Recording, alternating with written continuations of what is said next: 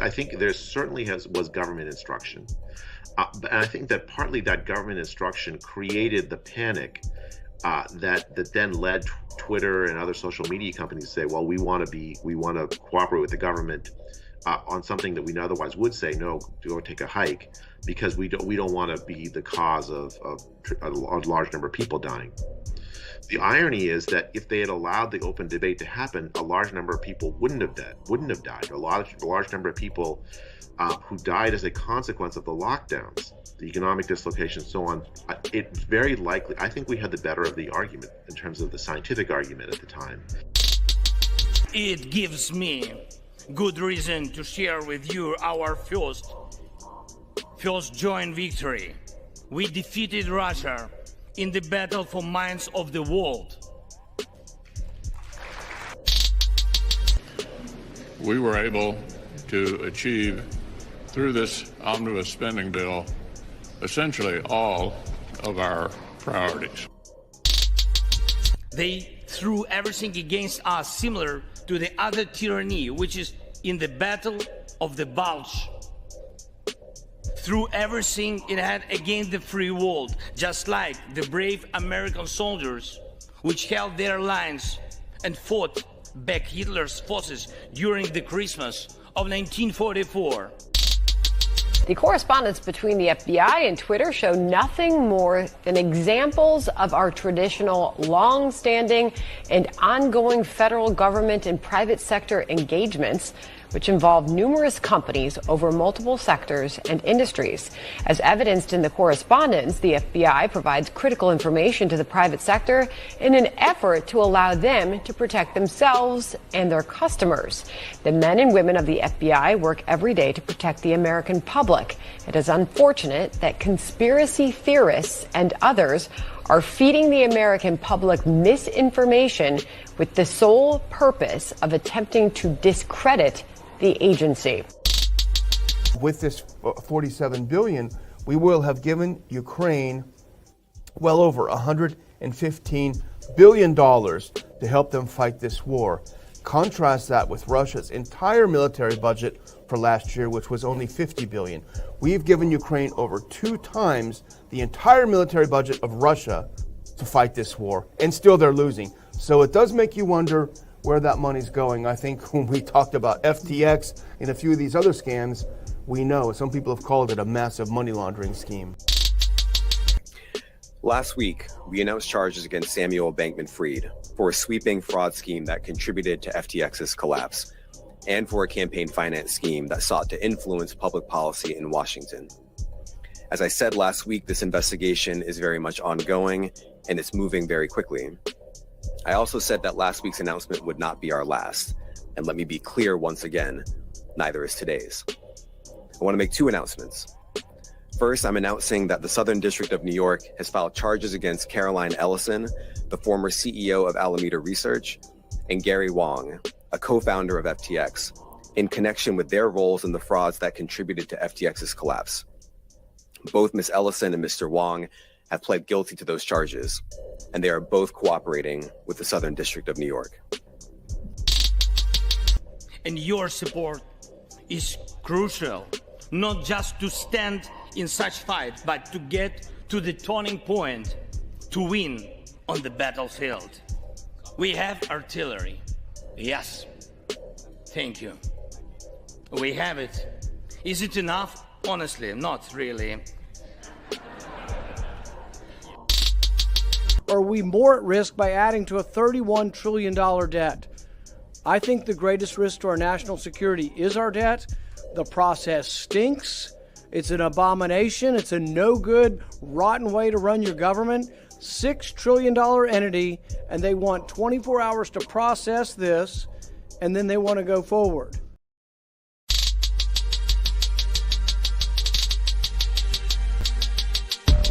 Welcome to Burn Babylon Burn. This is not a news show.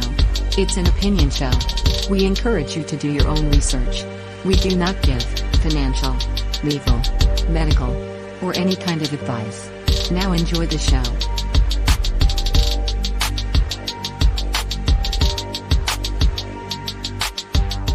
Welcome to Burn Babylon Burn. today I have a special guest co-host, Kristen. How we doing today?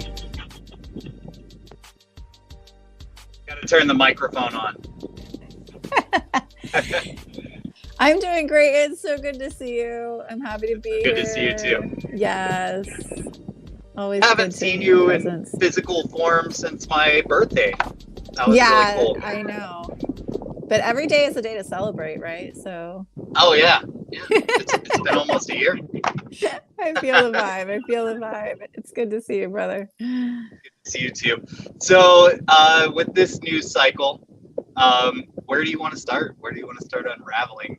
Oh man. I mean, I thought it was interesting to hear Rand Paul. I always appreciate his perspective on things. I like him from what I hear him have to say.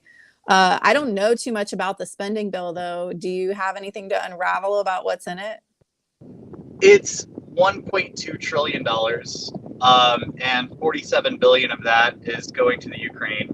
Of and course. that is, that's just a drop in the bucket, really. But I mean, when you look at how much that we've given them, I think, so I had a little clip from Daniel McAdams. I think it was 162 billion so far. So that's twice Russia's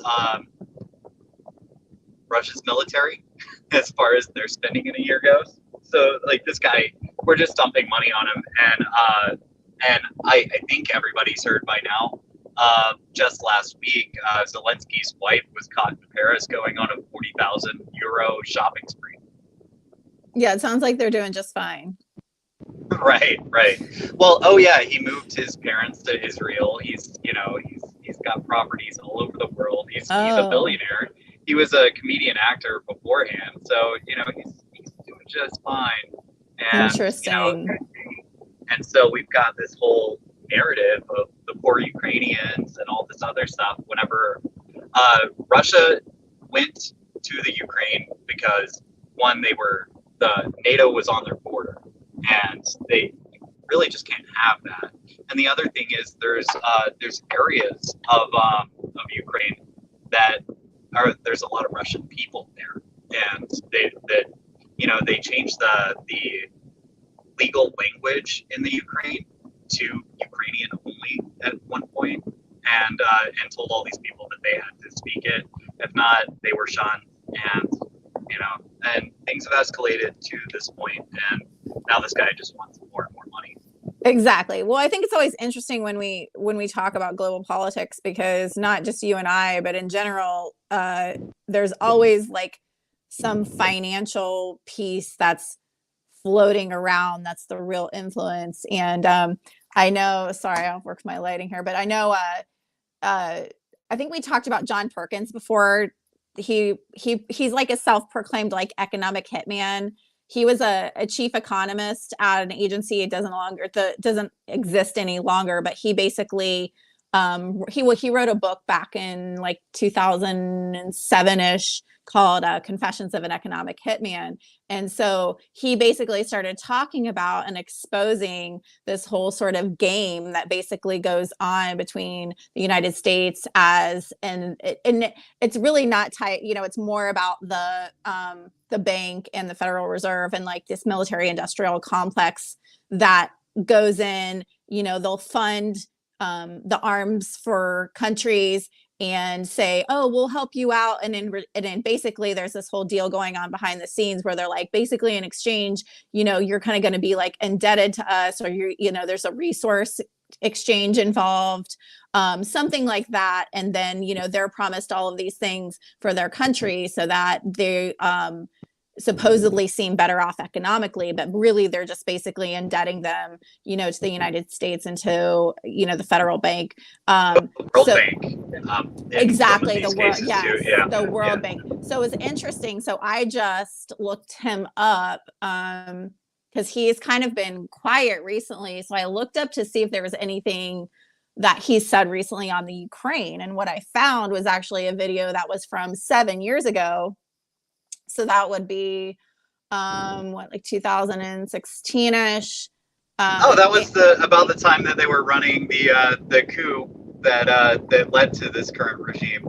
Right. There was a democratically elected leader named Viktor Yanukovych in 2014, I believe. Valerie Nuland, real name Noodleman, by the way, goes over to the Ukraine, and she and causes a little color revolution. And there was somebody else in between. She's in our State Department. So. Oh yeah, of course. So yeah, there you go. There's how this little terror ring runs. And the funny thing about this is all of these news stories relate. And so we're going to talk about FTX at some point, but FTX was the instrument that Zelensky was using. So he was taking the funds from the United States and all these other countries, including Europe, who is going to have a very cold winter because their energy supply is being cut off with the Nord Stream pipeline that was just bombed a few months ago. They're getting all of this free money from around the world. Maybe not free. Maybe there is some sort of debt that they have to pay for it, but we'll see what happens with that. And they're taking all of this money and putting it into a crypto account. And that crypto account is one of the largest donors to Democrat candidates. And they're saying at this point, FTX was, right? Yeah. But they put all their money in this thing, and it's basically they're voting themselves a raise. They're voting themselves money and take. They're all in the take. All these guys, even both sides, are they're rich like within a year of being in Congress. It's insane. It's like they go in there with less than $1 million and they come out multi-millionaires, sometimes billionaires. Right. That's so interesting. It's like, how is that happening? So you're saying that the FTX thing is basically kind of like a piece of that. Yeah, it's there was a laundering scheme going on with it, and it's going to be a part of the court case because Sam Bankman-Fried's mother was involved in this Democrat super PAC, and so he gave a bunch of money to her, and that got filtered back to the people that are regulating him. And one of the people that closely regulate him is Maxine Waters, and she's had very friendly conversations with him since this whole thing has gone down. And so he's arrested the other day in the Bahamas. Now both of his business partners are saying that they're going to do a plea bargain of some sort. No one knows exactly what the plea bargain says at this point, but they were facing some pretty heavy charges themselves. So they're basically are they basically going to throw him under the bus? Is that what is that's the assumption? That's the assumption. And Monica on Propaganda Report, now deep dives with Monica Perez, she has this thing where she calls people sacrificial fools. And so they're the bad guys. They're at the top of the chain on these situations, but they get sacrificed for like a deeper purpose for the rest of them. So that's what I'm sitting here wondering.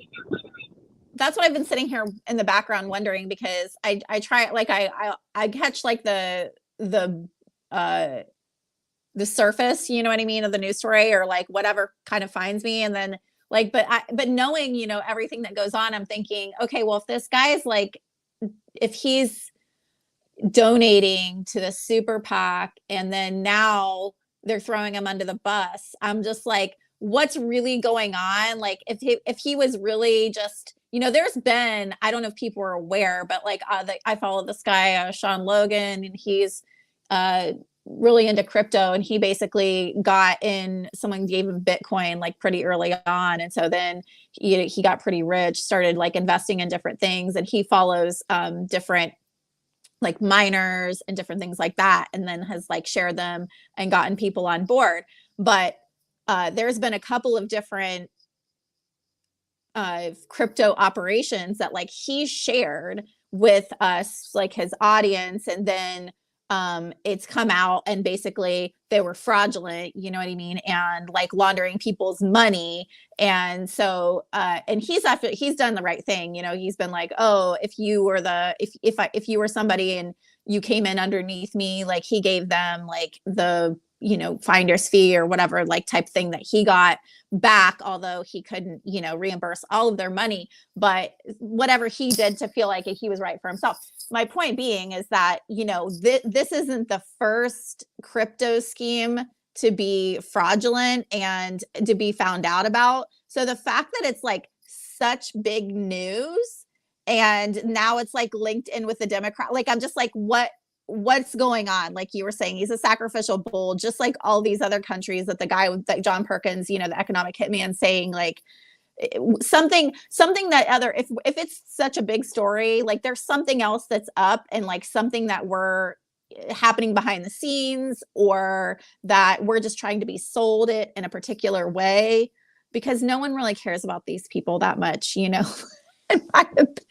my opinion. That's pretty much what it's come down to. I think after when we start seeing Congress people going to jail, we're gonna be like, oh, okay, this isn't surprising at all. But we'll also know that the people that are ahead of them, that they're protecting by going to prison, because those people, and I doubt we might not even see anybody new. We might not see a single one of them get in trouble. But whenever we do see somebody get in trouble, and we might be convinced by the media that it's the tip of the spear, but it's not even close.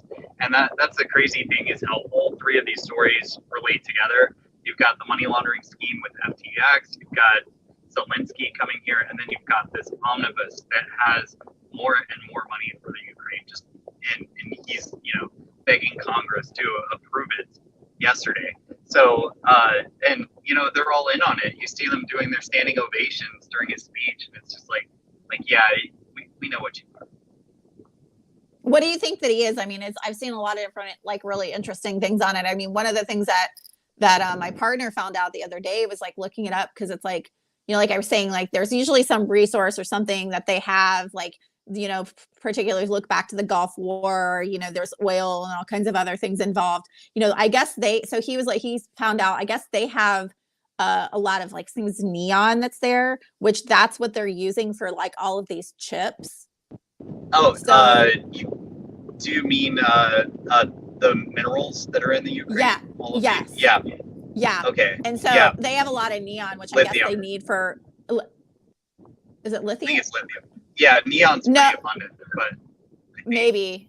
I didn't think he said that, but obviously lithium's like a huge one too. But lithium they're using for the batteries along with cobalt. But I'm pretty sure he said neon. But maybe it's more relatively available. But if you listen to the John Perkins interview back that I mentioned 7 years ago, he was saying that what it was back then, and I'm sure probably still is he said they were doing a bunch of fracking over there.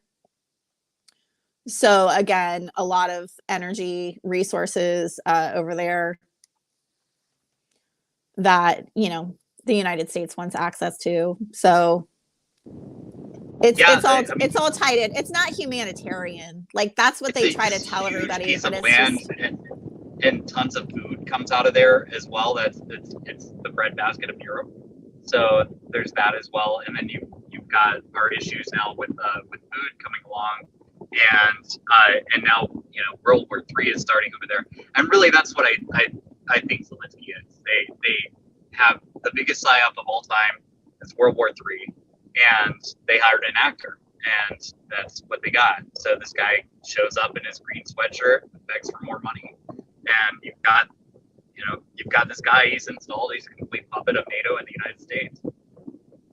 A complete puppet. Exactly. Yeah. And that was what the end of the talk that Perkins said at the end of that 7 years ago was basically like that was when everything got set up, like the coup that you were talking about, all of that. Like they basically put into power who they wanted to be in power. Everything, became a part of NATO and all of those agreements. So like you said, that's just basically like pissed off Russia. And who knows what else is going on over there. I'm waiting for the Hunter Biden laptop stuff because and he's involved too. Exactly. All of that stuff I think was linked with Ukraine and China. On the energy board. Yeah. The Ukrainian companies. Yep. And the other thing, I never mentioned this on the show because the news cycle was moving and we weren't looking at the Ukraine that week. But they launched a missile into Poland and blamed it on Russia to provoke NATO. So the Ukraine's sitting here trying to run false flags in order to get NATO to go after Russia. I think they are a puppet, and that was pretty easily exposed really quickly. They are a puppet, but they have their own interest, and their own interest is also what they're trying to run here. Because I don't think NATO wants this to be an official operation, but they're running everything. They probably are behind the Nord Stream bombing and all of the other things that have been going on. All of the big countries are dumping all kinds of money into the situation. All of the West, I guess. Yeah, it's just weird to me. I mean, then I went like the fact that they made it this like weird trend, and it's like, you know, if somebody's like flying that flag, or you know, like any other flag that's like trending right now, it's like, you know, that they're just completely listening to the mainstream narrative, and they're just like have swallowed the Kool-Aid, because it's like they're not paying attention. I went into TJ Maxx, and this was like months ago, and they were like asking for donations for the Ukraine. Like I was just like, no, I'm sitting there in line, like listening to all these really uncomfortable people, you know, like trying to like deny, you know, like donating anything, and then like changing their mind because they feel like an asshole. And I was like, I just told the lady, I was like, you know, I don't know where this is going or what they're doing with it. Like, I'd rather donate in some other form. And she's like, oh, I totally, like the teller, she's like, I totally understand.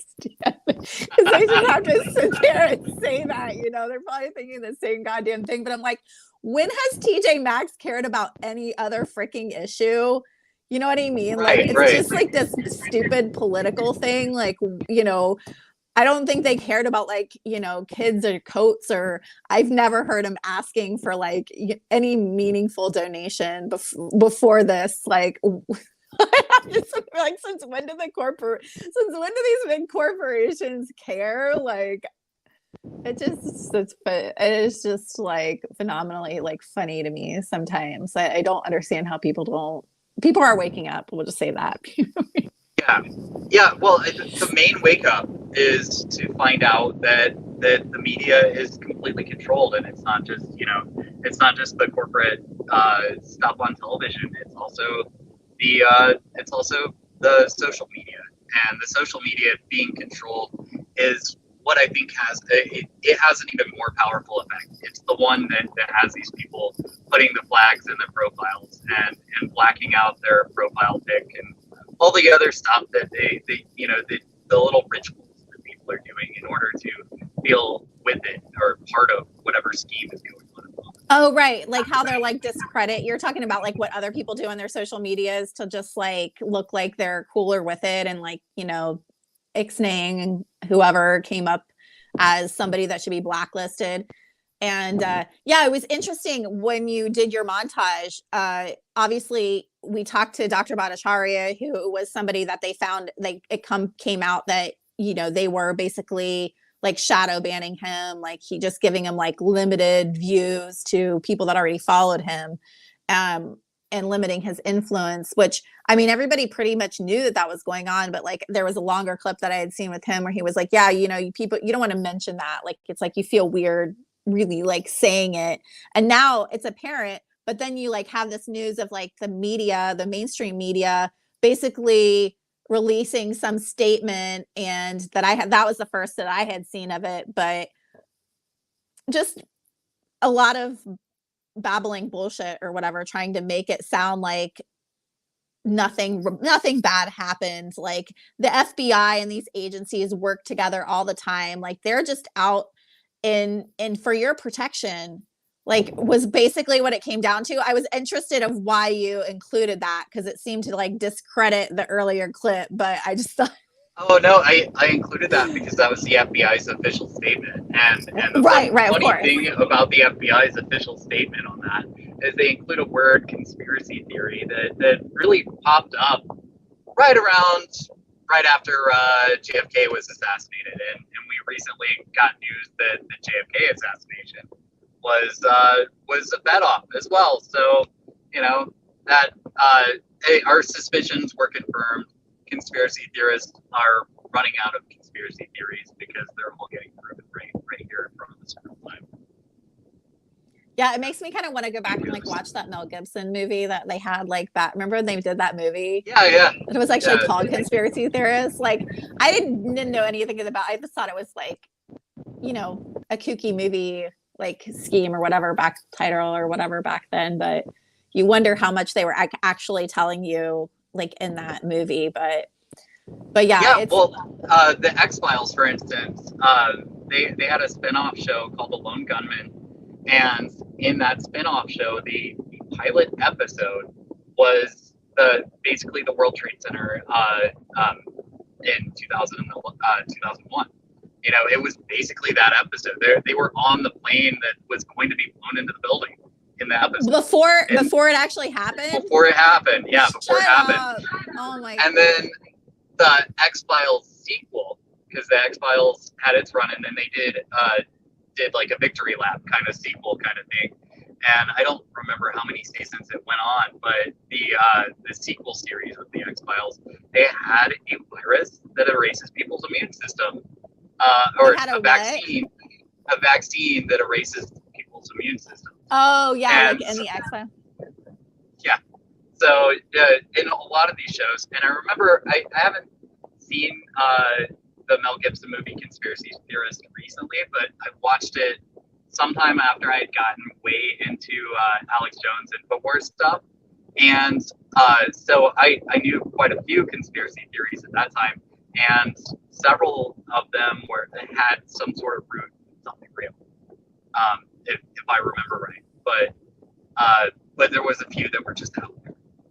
Well, I mean, I think that's what they always do, right? It's like there's some element probably of truth, you know what I mean, and a lot of them, and then it's like, well, and then they just link all these other ones that are like out there to just throw everybody off of the real deal. You know, it's like, oh well, this is just completely crazy, so that person just, you know, everything else that they are into or might believe is just nuts, which is exactly what's happening right now. I mean, actually kind of looking back on it, you know, they're always like seeding the consciousness of the viewership, you know, and it's kind of like because they did portray him as relatively like nutty, and it's like almost kind of setting that stage of like, oh, these people are nuts, which is what I think that they did with the whole, you know, there was already people out there who had vaccine injured kids, and there was already a movement, you know, not just of parents trying to expose stuff, but like insiders in the pharmaceutical industry, like Brandy Vaughn or whatever, who disappeared. You know, they've got videos of her saying like, I'm not suicidal, like, you know, there's people following me and watching my house, and like, you know, talking about some of the things that were happening to her for putting her website up about I think it was like knowtherisk.org, and she started talking about it, and they villainized her, you know, already started villainizing Robert F. Kennedy Jr., like all of these names, just trying to like discredit people. And it doesn't surprise me, you know, that they just have like all these other mRNA vaccines like all ready to go, like, here you go, right. here's your antidote or whatever. And you know how they can villainize people like so quick and shut everything down with the shadow banning is it's scary. I mean, it's weird because you probably feel like a lot of that stuff is coming out, you know, like it's even on social media. I see stuff and it's like weird because I think, well, maybe it's just an echo chamber, because there are still people out there that are just have these blinders on. They don't see that stuff. They still think it's nuts. Like they're not getting the full picture.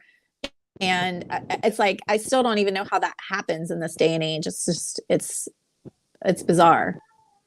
It's very easy for people to pull the wool over their eyes because the news cycle is interesting because, you know, somebody like me, I'm constantly exposing myself to it, but then some people just get tired. They get the fatigue from being bombarded every few minutes, and they're like, they're like, oh well, gas went back down, so everything's fine, and they're like, okay, it's all good.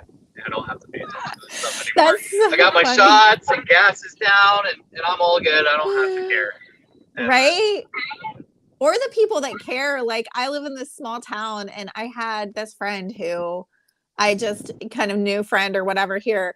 And it's mostly, obviously, it's a small town Midwest. It's like conservative, a lot of conservative Republican mindset. But when they shut down the Keystone pipeline or whatever, which is weird. It happened earlier this year, but then for some reason it still just leaked like the other week or whatever. But yeah, she was like freaking out, and she said that here in our town there's like 2 gas stations in the one part of town, and then there's a good collection of them, but she said they were all out of gas. She's like freaking out, thinking like there was going to be the gas apocalypse or whatever. And like, because they all thought that we were going to run out of gas. And I was like, being from like a bigger city and a more liberal city, I'm like, that's not like, and like that, I can just feel that that's not going to happen. Like, there's not going to be a problem. And, but they do, like, they freak, you know what I mean? They freaked out. And the fact that like gas was up, they were all blaming Biden, and everything is just like a puppet. Like, still, to me, the people that identify with Trump and think that he's like the savior are like almost as bad, because I still don't, he's like you were bringing up the fact that this Zelensky guy was like an actor. And it's like, people forget that like Trump was a completely sensational actor. Yeah, and he was historically a Democrat. So it's like, you're going to bring him in and try to tell me that like he's just not playing some role, and you know what I mean? He refuses to go against the vaccines even today, and DeSantis has been doing a lot of stuff lately on that. But Trump is still 100% behind him, and says that it's a victory for him and that not to take it away. And I think it's either by design that they know his ego and that he's going to continue to take credit for this stuff, and so they can just hang him with that later and just put all the blame on him, and act like that they didn't use every mechanism that they could possibly use to force this situation, or he's just in on it. He's completely part of the op. It's either one of the two, and neither of them make me trust him. No, I like him as a symbol in a way, because he's a symbol of anti-big corporate media, etc. He makes the people that drive me crazy. So I'm like, yeah, this is okay. But other than that, I think his utility's over as well. The NPR hasn't given up on him. I was in somebody's Uber the other day, and she had an NPR on, and every 5 minutes they had to mention him again. And it's like, he's just chilling now. He's like, I know he wants to run again, but he's not really doing anything. He's not really doing anything that's newsworthy. Like, has he even Twittered yet? Because I remember that was like the thing. They're like, they restored his Twitter account, Twitter, and then he didn't say anything. It's just like, you know what I mean? It was so obnoxious, like a ranting, teenager before. And it's just like, it's like they haven't even said anything. But these Democrats, like, they get their panties like all up in a tizzy. Like, this friend of mine the other day on Facebook was saying like, oh, I saw this Tesla, and he's like, my rage at Elon just took over, and I just cut the guy off. And it was like, I was like, are you saying this is like, he was kind of saying it was funny, and people were laughing. I was like, are you saying that's a good thing? And he was like, no, it's just like a story, like a commentary, just noticing. But I'm like, I think he thought it was funny, and that's like the sad thing, is that these people are out here, like, it's like, oh, you think that's okay? Like, I think it's really funny that he that he lost it that much, that he's gonna put him and that person at risk because he's that insane. And and I've got to work around people doing this stuff on the highways and byways, and it's just, yeah, that's rough. But, you know, I tend to, whenever I see two cars together doing stupid stuff, I tend to avoid them. And, you know, I'm moving a little slower than most of them. Yeah, well, I live really close to Columbus, Ohio, which is like the worst city for drivers. Like it's just like you go into it and you just like feel the tension. Like everybody's like this, like at their, you know, rage, like all bottled up. And it's just like, it's like, we're righteous, we're right here, you're wrong, like you're the idiot, you're the asshole. It's the microcosm of the macrocosm for sure. Like the whole like, you know, social media righteous craze or whatever, which is still so weird and interesting to me. I've managed to keep a lot of friends on there. I mean, like some people I think unfriended me, but I try to really ride the middle road. Like I feel like certain things are for conversations, and if I really know the person that well, like I'm not just gonna start throwing around things that can come across insulting, because oftentimes we are just trying to inform people, but like there is no tone there, so it's like everything just comes across as like, you know, a big insult. It's really sad how it's kind of, I think, excommunicated people from each other or from like real human connection. It's right. It's interesting. So this is something that we were going to talk about in the Doom Kitchen. So do you want to roll it over to there, or do you have anything else to say about this week in news? Yeah, no, I wanted you to bring up the Twitter thing because I thought that was really interesting. And I was listening to another Colbert report. Sorry, not to be confused with Colbert, but yeah, Corbett. Yeah, I saw you had a shirt on. So yeah, it was. I love James Corbett, big fan. Yeah. So there was there was an interview with Whitney Webb, and who's like the know-it-all of how this person from this corporation is tied to like this government agency, and then they moved here and they're doing all these different, you know, things. But she was basically just getting to like, well, what do we do about all this? You know, they're basically trying to gain more of our data, gain more of control over our brains and our thoughts and our opinions and our health and like, you know, X, Y, and Z that follows that. So she was suggesting to, you know, like excommunicate ourselves from any Google products, Google platforms. And like she also mentioned Twitter. And I went back to try to find exactly what she said because it's full of information and she talks so fast. But like she was talking about something with Twitter. I thought she said Biden, but basically she was just saying like, you know, taking yourself off of there as well. So it was interesting because I wanted to go back and really discern what she was meaning by that connection. And I didn't know if you were like aware of that at all. So I thought we could talk about that. But, you know, I know I'm interested to hear your opinion, but like in the back of my mind, I'm still sitting here thinking like, you know, Elon's coming across like this, you know, big hero or whatever. And he's like, oh, well, we need free speech. And that's why I bought this. It's like everybody's, you know, town hall or whatever. But yet the largest base of dissent that has remained on Twitter is sort of this like the you know, it's different than there's like the left field politics, right? And then there's the people that remained on Twitter, the people that didn't care that he was taking it over, like the people that are still pro-Trump and are like, oh, well, he's reinstating him, or, you know, the people that are maybe the middle of the field and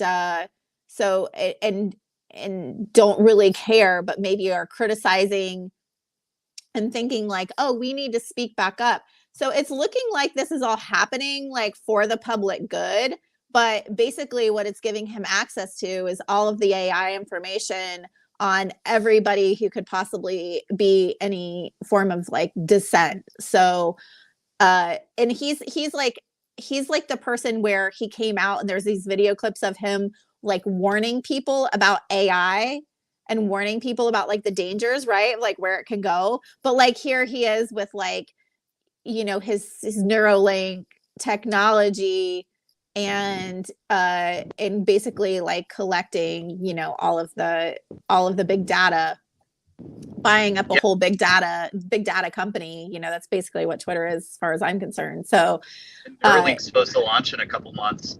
Really? Yeah. It's weird. Yeah. Weird. Yeah, I don't trust him either. You don't trust him either, yeah, it's been a long running thing. And also, what else? You know, he's involved in the electric cars, and then you've got all of these precious minerals that they're trying to extract from the Ukraine now. So he's probably tied to that somehow. He provided the Starlink internet for the Ukrainian military for a while. I think he might be doing it again because he got so much flack for saying that he wasn't going to. So, you know, he's involved everything. It's interesting how all of these characters, they all ravel into like the main narrative that's going on right now. This is like, it's kind of funny because it's starting to feel like a season finale where all these characters are popping up and you know. Goodbye, world. Season finale. Yeah. It is. It's World War III. Yeah, the season finale is wrapping up here. Yeah, so I mean, it's once people don't realize it's like once you know, that talk was basically just about all these different technologies and how a lot of it they were talking about wearables, you know, and basically like they can, you know, data mine your mood, your, you know, a lot of your thoughts, and basically more probably it's evaluating you, like you're feeling. Like they were saying like, oh, if you're sitting there and watching like a talk or somebody, you know, on stage and you're clapping, but yet internally there's like this dissonance or whatever, like that's the stuff that it can feel. And that's the kind of stuff that can be altered, you know, like with technology, because it doesn't even have to be injected into like a Neuralink. You know, it's kind of like when you go into a room and a party where there's like joy versus going into a room where, you know, there's been a big debate and everybody's irritated each other and there's a bunch of dissension. You can feel it. And so that is something where they know that, like they've done these studies on meditators where like if there's a group of meditators meditating and they're able, they can raise their endorphins. Okay. So they're like endorphins are getting raised, but then the studies show that they've like done tests on people in their vicinity where they didn't know that they were meditating. They didn't know what the intention of the experiment is, but the people around them or that were close to them also can have raised levels of the of these neurotransmitters and endorphins. So like what that shows us is it's really like an energy. It's just vibrational technology, and the chemicals, the neurotransmitters and the chemicals in our body are really like a subset of that. Like it's not the cause for why we feel good. The cause for why we feel good is the energy. The chemicals are released because of that, right? And then we feel those chemicals as well. So it's not, you know, it's kind of like a chicken and an egg type phenomenon, but the more that we know about it, the more that they're learning, I think that they can control the population and stuff through that. So yeah, I mean, whatever they want to inject into us or put on us or whatever to monitor anything, I mean, it's just really like a big F no, you know, as far as right, I'm exactly. concerned, I don't trust them. I'm not going to trust them. I'm not going to let them do what they want with my body. They're just not going to do it. Yeah. It's not happening. And in the spirit of Omnibus, really quick, I've decided to just make this burn, babble, and burn flow right into the Doom Kitchen. Here we are. We're in the kitchen now, and because we're already on it. So you were let's see. We've got all of these things they're trying to do, they're putting things in their food. Definitely, they're putting things in the water. I haven't trusted city water, and I don't know. I mean, fluoride, was one of the first things I woke up to, and then you've got, if you're getting your water from bottles, you've got microplastics and everything.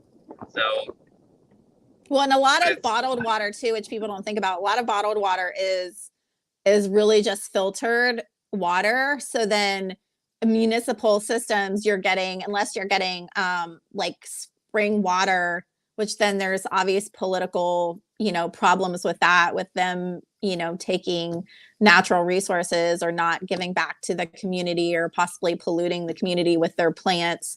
But yeah, I mean, a lot of those things are just coming from tap water that they're just doing other things to it to just filter it or alkaline it or make it alkaline or whatever.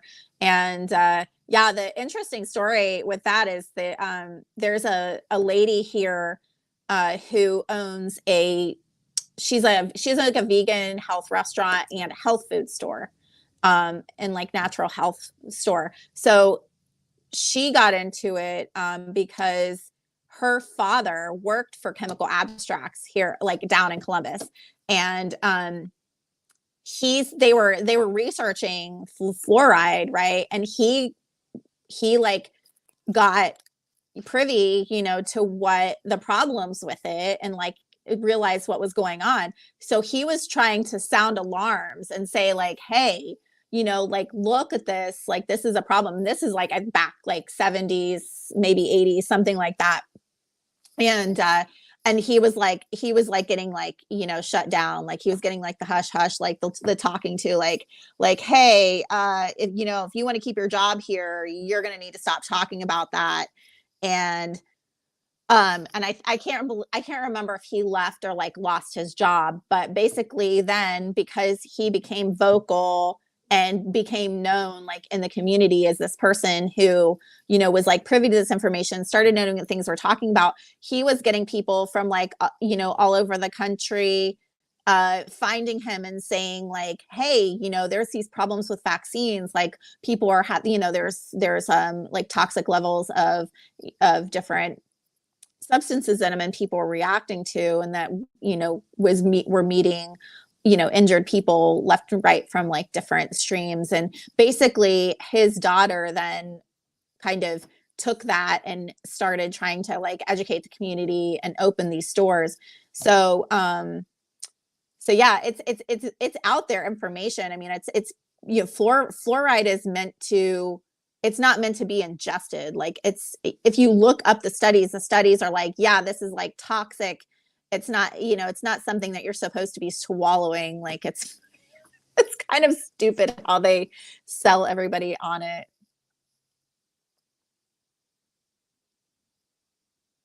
I lost you, Andy.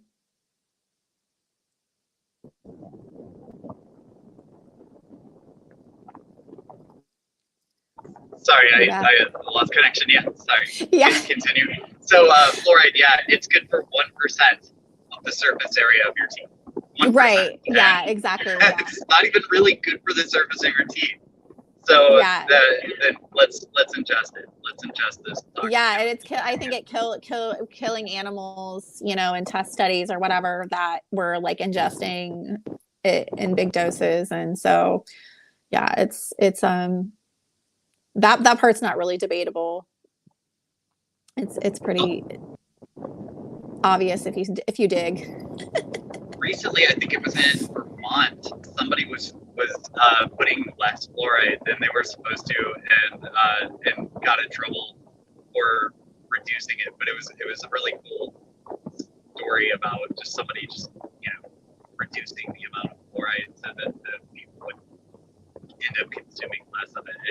It's just something that I will never trust it, and I'm sure just putting it on your skin is probably not great for you.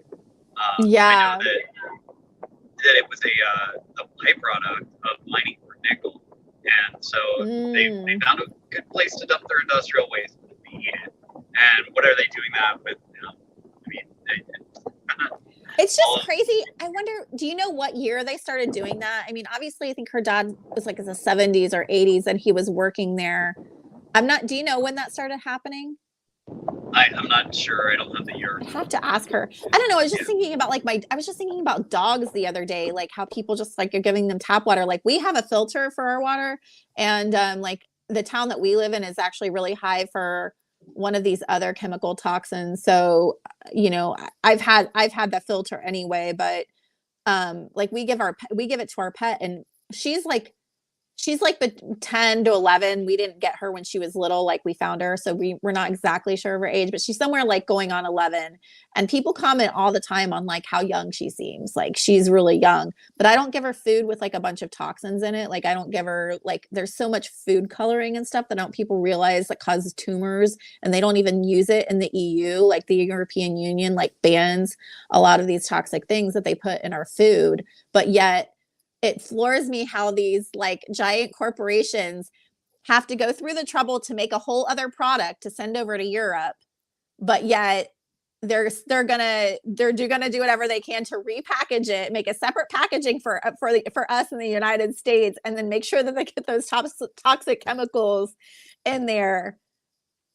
And yeah, so it's just ridiculous. But yeah, so she avoids like, she doesn't get fluoridated water, like rarely, maybe from the fridge water. And then also like I keep her away from like red number 40 and yellow, whatever number it is. And then all of those like chemical food colorings that are in dog food and dog treats.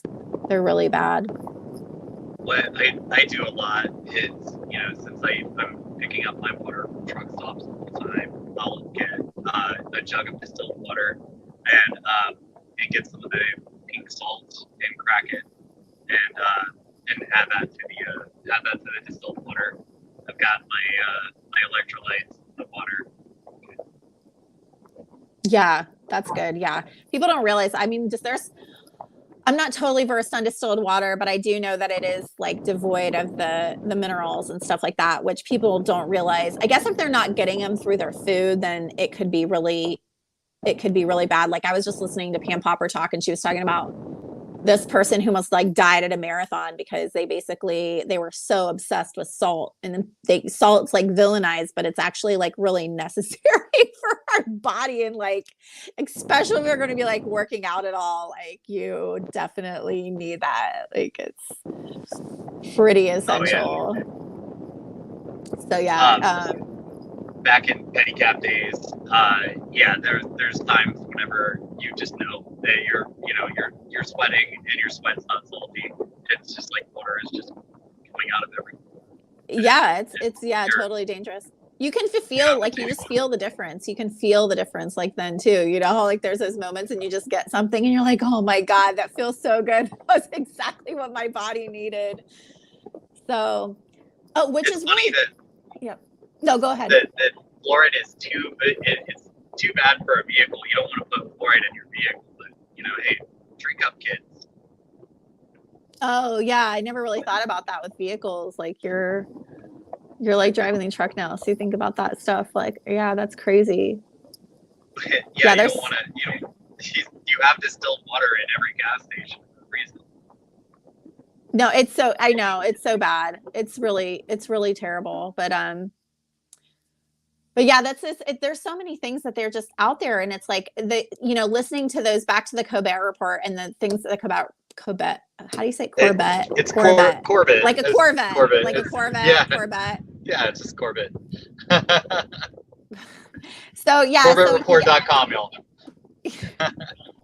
We'll just pep about. But yeah, so she was talking about like all of these, basically how they're going to sell like the next generation of technologies is by like, we can heal cancer, we can heal all these diseases, like we're going to be able to use these algorithms and genetic reading and see like what you are predisposition to, and then they can come in there, and that's what these mRNA therapies are. They've been researched with cancer for a while.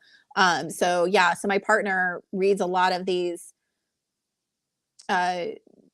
journals, like medical journals, and he's quite capable of understanding the real in-depth like genetic stuff that I only have like a shallow grasp of, even with my physiology and biology background. But it's not that they are, it's funny because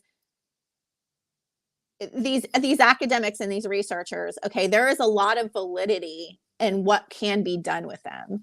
And like he was saying, he's already been talking about this for a while. Like they were using the words like personalized medicine and, you know, gene splicing. Like he was talking about CRISPR back when it came out, and he was like, this is the future of medicine, blah, blah, blah. Well, what we don't realize is that the human body is so capable of healing in so many other ways. Like when we're not giving it toxins, like when we're not filling it with all these toxic things, our body is really capable and not, you know, giving things that turn off our immune system. Our immune systems are really capable of doing like really amazing things. And the thing, you know, that I think people have to realize is that there's already cures for cancer. Like there's already, you know, ways that you can keep from getting diabetes. Like some of these things you might have to might make lifestyle changes, but the things that they're trying to sell us like are really, they've blacklisted and called everything else snake oil so that people will get turned off of it and don't want to look into these, you know, natural or labeled alternative things. But those things, there's things out there that actually do work. And then they just want to come out here and sell people on, oh yeah, well you have to take, you know, you have to do X, Y, and Z. So it's like now it might be turning from pharmaceuticals basically into these other kind of gene altering therapies, or like wearables and devices that they can then come in here and try to give you this personalized medicine. So it's not the personalized medicine necessarily that's bad. There are a lot of good things that can be done with it, but it's just basically what they're trying to sell people is it's not useful. Like it's still not the natural way of doing things. Like there's still a natural way that can be used. And they know that. That's why they're giving people all of these chemicals, like chemicals in our food, chemicals in our water, chemicals in our air. Like, yeah, they're relentless. It's, you know, the amount of ingredients and everything, so many of these things that we got should be really simple. It should be maybe like one or two things, and then it's a list that just goes on with a bunch of words that you can't pronounce. No, and even I think it's important for people to understand. There's technology now that people don't even realize the stuff that's being done with food. Like the food that you get in the grocery store, for instance, like say the produce, that produce has been like basically microwaved to kill a lot of the nutrients so that it extends the shelf life. And it's called like irradiated. I always say it wrong, so it like sounds stupid, but it's basically like radiated. Yeah, radiated.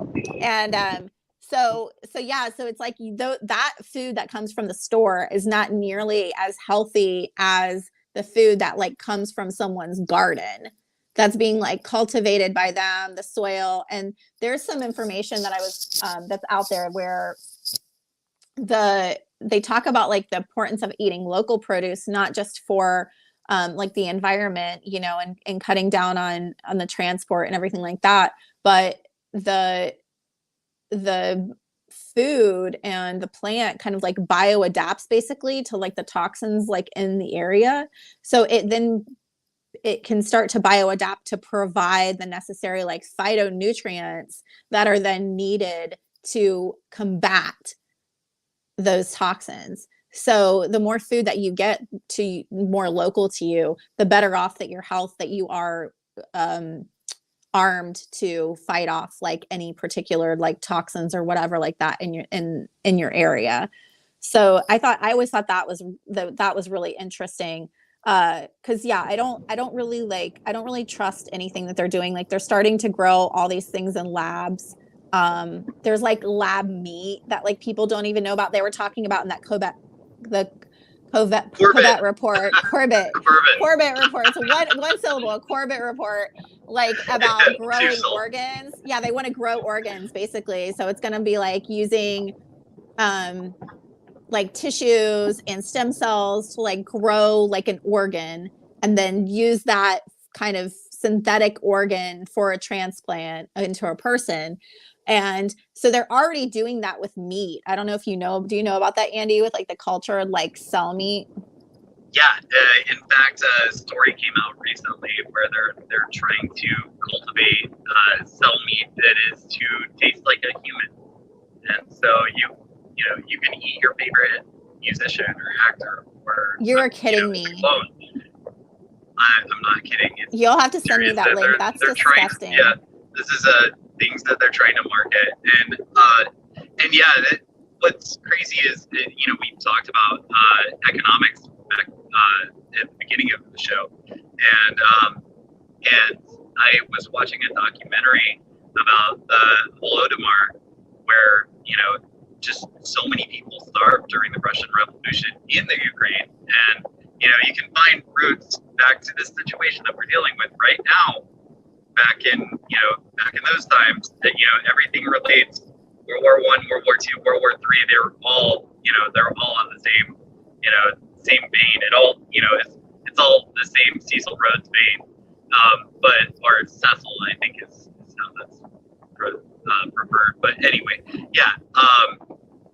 But yeah, I think that one thing it's weird because one of the things that they said in that was Stalin said that the camps where people were starving and eating each other and all the cannibalism that was going on in these places, one of the things that he said about it was, well, it'll get more people that are out in the country to move into the cities, because then they're in the cities, they can be controlled. And I'm one of those people that I see all this stuff like down the road, I see what's happening, and I'm like, I don't want to be in cities. I avoid cities at all costs. This is where you're going to be tracked, traced, controlled. They're going to know too many things about us, and they might just start dumping mood altering things in the air, and just mess with people in many ways as they possibly can. Well, they can already put mRNA technology in lettuce. So if you look up, I think it was at the University of University of California. It was UC, and where's Andrew at? What it's like over by it's over by California. I forgot it off the top of my head. Or it's over between Sacramento and San Francisco. Yeah, I can't think of it either. Berkeley? Davis. UC Davis. Okay. Yeah. Yeah, they want to make mRNA salads. Yeah. So, I mean, I would think that they would have to tell people about that, but you don't know. I mean, they could really start doing whatever they want to. That's where you look at Bill Gates with he's owning the majority of the farmland now in the United States. And he's also a big owner of seeds. I just saw a story on that today. So he's buying up as many seeds as possible now too. Yeah, I mean, really, we have to start buying up our own seeds, because all this stuff is a lot of stuff's being genetically modified, and then even though people are buying, that pollen and things travel through the air. So that's, if people don't know that, I mean, that was pretty exposed like about 10 or so years back with some of these like farm movies. What was it? That farm movies that were coming out about what Monsanto was doing to these farmers and trying to make them buy their seed. And even some people that were trying to keep their seeds and store them, they were basically coming back and finding the patented Monsanto genetic line in the other farmer's food that had refused it. Right. And then, so what they did is they went and then sued these people for having their patented seed. And it's really just nature, that was cross-pollinating these seeds together. So, it's trying It was Roundup Ready. so they made all of the crops Roundup Right. ready, and the neighboring crops were not Roundup ready. But then eventually, I guess seeds made their way over there, and yeah, it's crazy that patenting biology. I was in a store not long ago, and I picked up some chips, and they were called Nature's Way. I think something like that, Nature something. Of course. But it was a nice, cute little nature name, you know. And I read the ingredients, and it says that it's with genetically engineered material. So Yeah, they actually had to start putting that on there. It says it's with bioengineered material instead of saying GMO. They like changed it, I noticed, and so like a lot of the candies and stuff like that. this is a Like new even thing. Bioengineering and genetic engineering, I guess, are separate. Because GMO is still a thing, and yeah. And hey, we were supposed to feed the world with GMOs. I'm not noticing anybody getting that for you. I know. Which, speaking of the Russians, you know, it was really interesting how you were talking about with the Russian Revolution with people dying. I wasn't aware of that, but there is a lot of information that, like how I was talking about how the seeds like bioadapt and everything, like that came from a Russian series that I had read, and there was actually a lot of it was this guy, he was a Russian scientist, and I listened to him, a food scientist, and I listened to him at a conference or something like that, like back in the early to mid 2000s, and you know, he was talking about like a lot of the stuff, there's people from the rural Russia that learned how to support themselves. So a lot of this like biodynamic farming and like living off the land, a lot of that, I don't want to say it was developed over in Russia necessarily, but like a lot of these really rural people were like doing this and figuring it out basically because they needed to, because there was such a lack of food, which reminded me of the Ice Age farmer guy, you know, that you've talked about before. And I don't know if you have anything to bring in with that, but like it's really interesting because their climate is so cold, you know, like they really have a really, you know, cold kind of tundra climate in parts of Russia.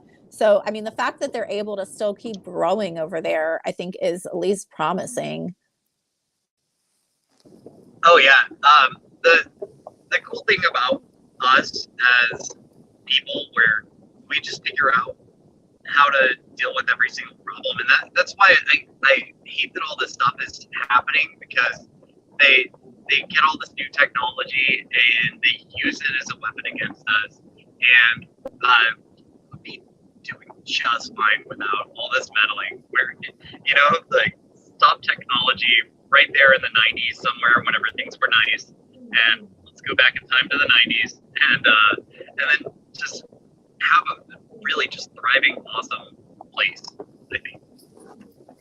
I always say that about the 80s. You might be a little bit younger than me, Andy. I'm trying to remember, but I always say that about the 80s. Like, I always compare everything, like, wow, this reminds me, like, we moved to a small town. I'm like, this reminds me of the 80s. Like, it's like how everything was, you know, like back in the 80s. I was like, share with my kids. I'm like, yeah, you know, you just used to like leave on your bike and you just had a house phone, like, you know, you weren't like constantly connected into like what everyone was doing. You had to like leave and go out and about, you know, to figure it out and to connect with people. And even just the I know that the 5G stuff is pretty controversial. Like Pam Popper was in there saying that like there's not enough science, although I have books of people who are physicists and stuff like that talking about how bad it is, but I can feel it. And like we went back to my partners from the Berkshires in Massachusetts, and like a few years back there was areas there that didn't have cell service still, like in the mountains. And man, it just felt like so magical. Like when you were a kid, you know, and you used to go like play outside in nature, there was just this like, or the 90s or whatever, like there was just this vibe. And it was like so chilled, so relaxed. And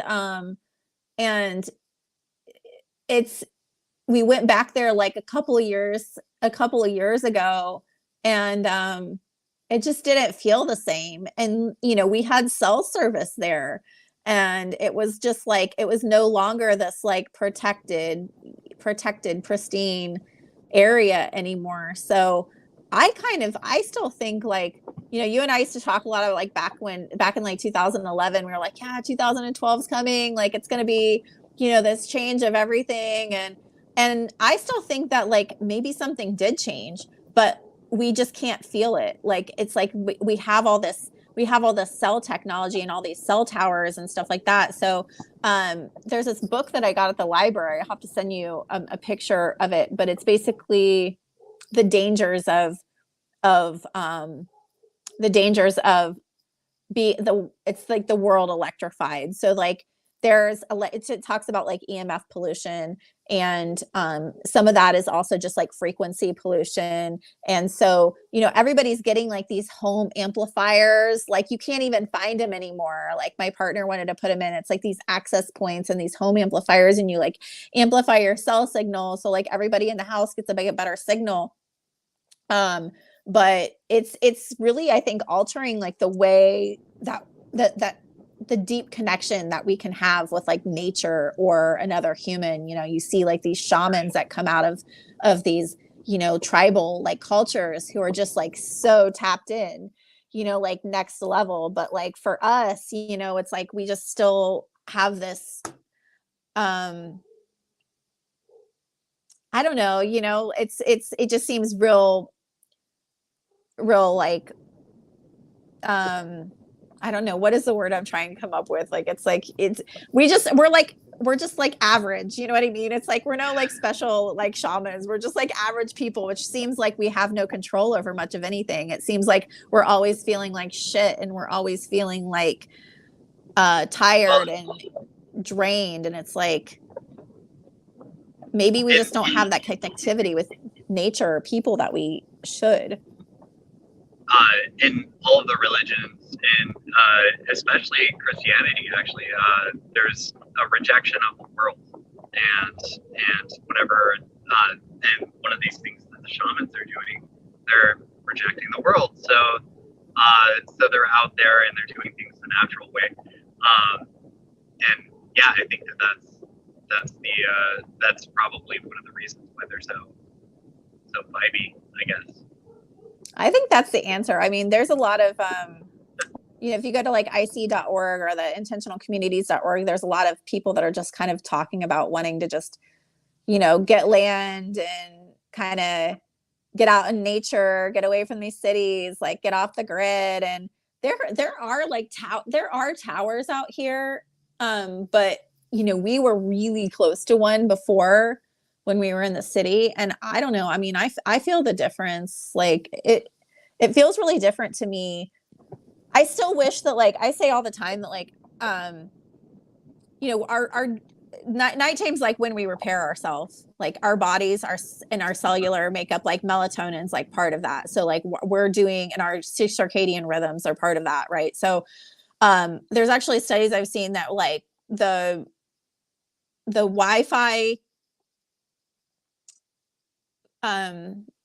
wavelength basically mimics the wavelength of light in our brain, that it can't distinguish it, so that it's interfering with our melatonin production.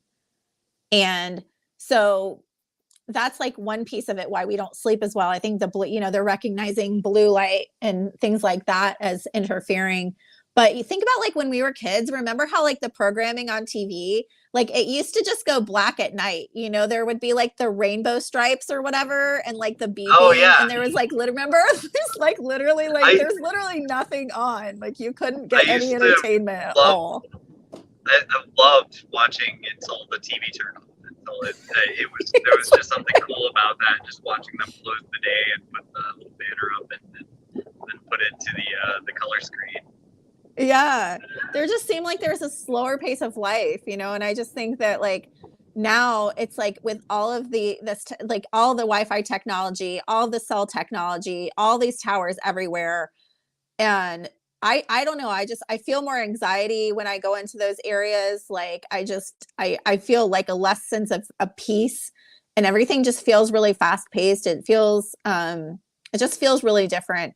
And yeah, so I wish that there was a point where we could just get, I think there is one place that I just saw who banned it. I think it's in France. They banned it in certain areas. Like they can't put them by like nurseries or like elementary schools, like young developing children.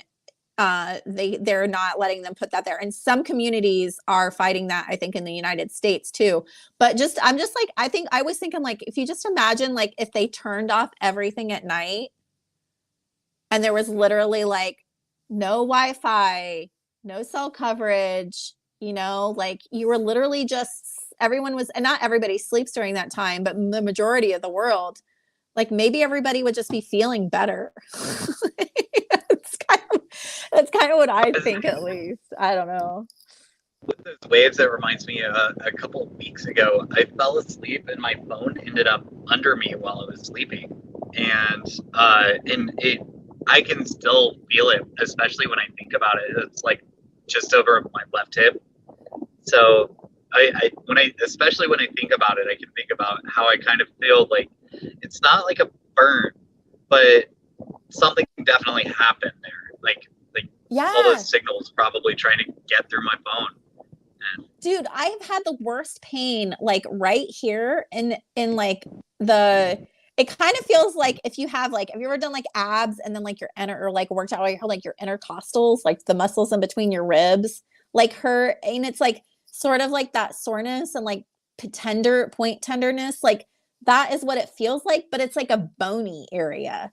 And if I finally just like deleted, I've got Facebook on my phone right now because of the holidays, and I've been like trying to like search for stuff on there and just communicating with people, but it became like so addictive, and even now I'm finding myself just defaulting to it. But my point telling this story was that for a while there, I was holding my phone and I was just getting to the point where I was just like so dopamine addicted, just like on my phone, like people are.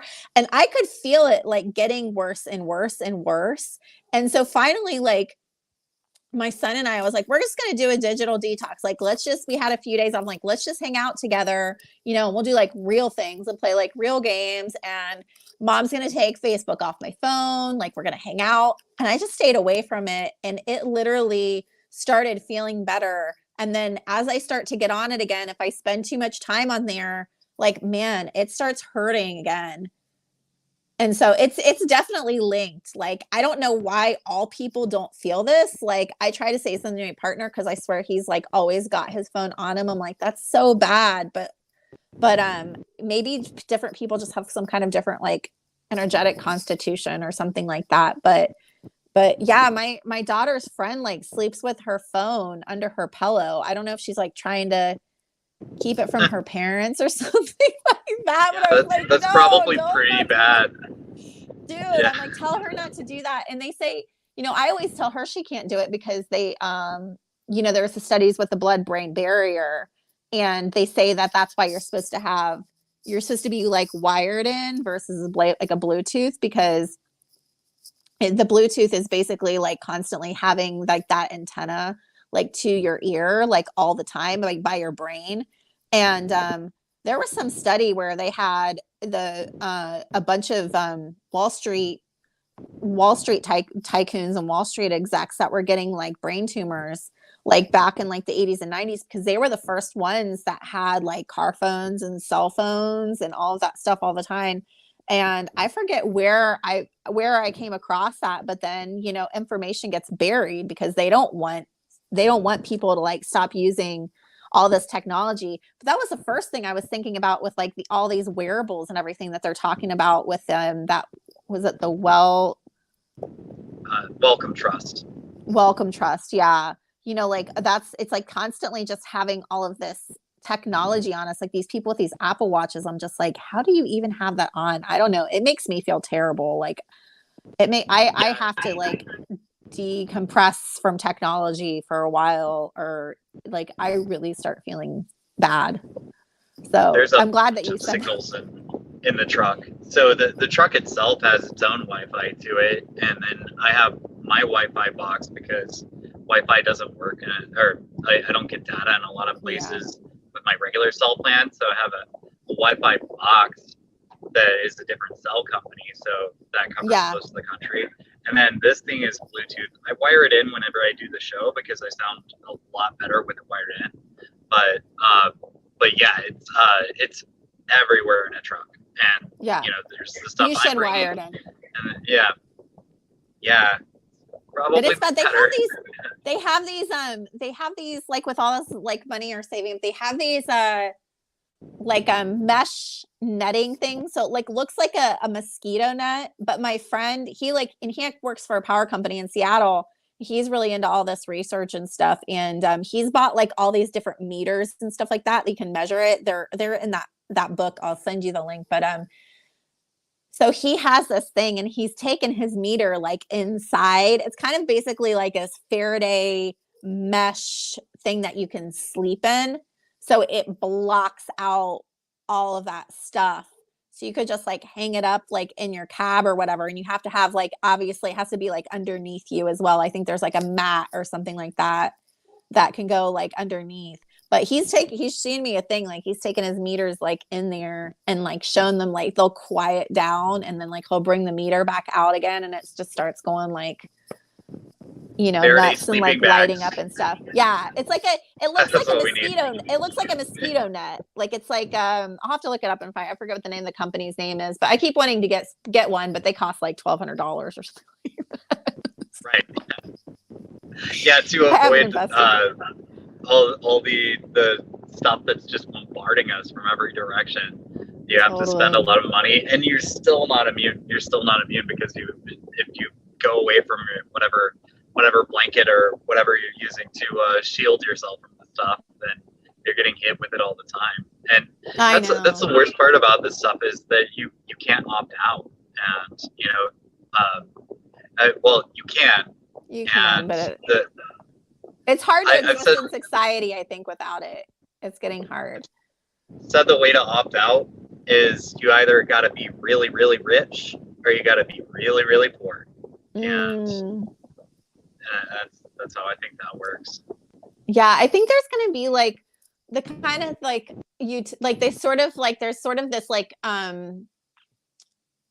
timeline, I think, that's going to emerge where it's going to be like the dystopian and the utopian worlds sort of like coexisting for a while. And there's like these kind of like intentional communities that are popping up that are doing like biodynamic farming and permaculture and like living really connected to the land, and these like kind of like little eco communities. And then are people, that they're these like prepper people that have just been doing it for a long time, just really feeling like they're like, hey, I really need to be like self-sustainable, and they've just got like their own piece of land. And then, like you said, these kind of, what do you call the cities again? You call them like the smart cities or whatever, like, and that's what they call them. Yeah. And these like dystopian world where people still haven't made this connection between how they live and their health, and they're still just like, feeling like crap and deteriorating and getting all these diseases. And then, I mean, possibly they'll, they're going to sign up. Probably those are the people that are going to be signing up for the smart wearable technologies or whatever, with this like hope of healing. But it's like, I think, getting back to the earth is really like the answer to me. I don't know. We used to both, I think, feel that way, but there's a place down in Columbus called Momentum. It's a health store, and this guy in there, he's like this wealth of knowledge. You should have him on your show. Like, he's really like, he's got like all this information, and he is always really excited. Like, he is like all like into it, he talks about everything, and he's researched this, and he knows about like this website and that website and this research that was done here. And he's really into like earthing mats, like every time I go there. So he was talking about like how he built his own, and he said that earthing mat is basically like, you're connecting with because the earth has its own like electromagnetic field, And so when we live in like that harmonic and we live in harmony with that, then that kind of entrains us basically to that frequency. And so then we get health back. So he was telling me I had like a scare about cancer like last year and early like 2021. So I was talking to him about that, and and another friend as well. So they had brought this up, and he said that this indigenous, he was somewhere of this like an indigenous friend of his, and I forget what culture it was from, whether it's like Hawaiian, Australian, or whatever. She said she saw his earthing mat. She said that's what we do with people in our community when they go ill. Like they'll bring in this thing of earth, and then they put like copper wire in like one side and like a copper wire in the other, and then like somehow like lay them in connection with the person's body. So there's different, like, I don't know, I don't know a whole lot about earthing. I don't know if you do, but apparently there's like all these different technologies that sort of like help ground, and you can like stuff in your shoes or whatever, and like it helps ground you. But that's why like the indigenous cultures just literally had skins, like their moccasins were actually like just real moccasins that were just like animal skins and completely like natural materials between them and the earth. And so there's like a movie that's out in all these studies, but apparently when we like lost that's when like crazy like amounts of inflammation and everything like that started. So it's like there's studies that relate inflammation to and people out there don't know, like inflammation's basically what they say is the cause of like most modern diseases.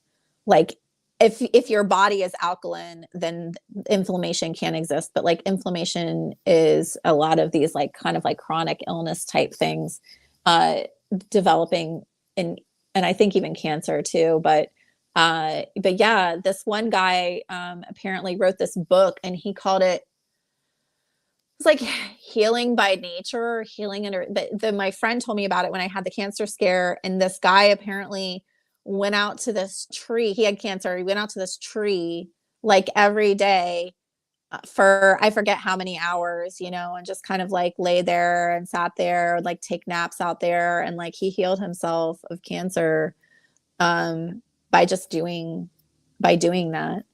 And so I think there's a lot of information like to be found there, but I think again they're just hiding that stuff. They don't want us to find that.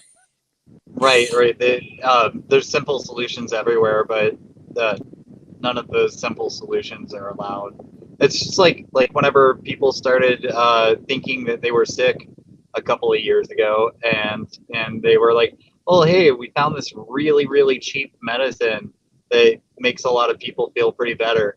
Okay, well, let's make sure that there's a complete media blackout on that, and that if you mention it, then you're in trouble. So yeah.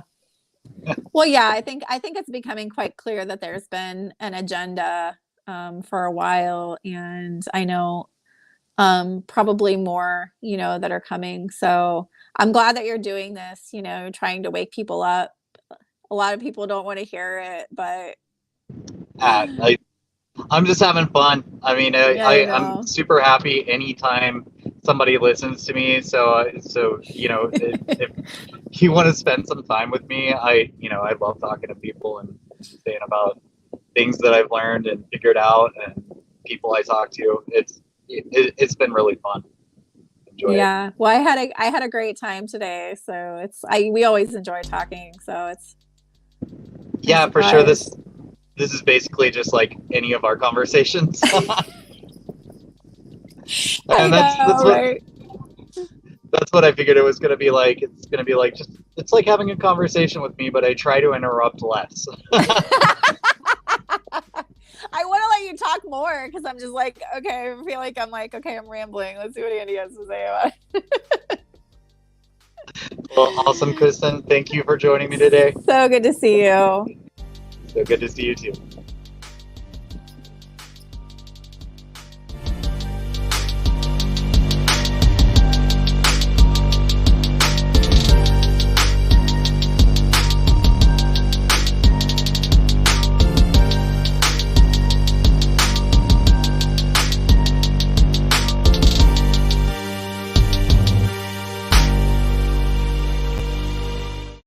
white. I'm black. I'm yellow. I'm red. I'm gay. And I am the Drizzle, host of Grand Theft World Liberty Radio. Look, man, here's the deal. If you're not listening to Liberty Radio, then you've got a problem with yourself. Getting that shot really was an amazing feeling. It hits you.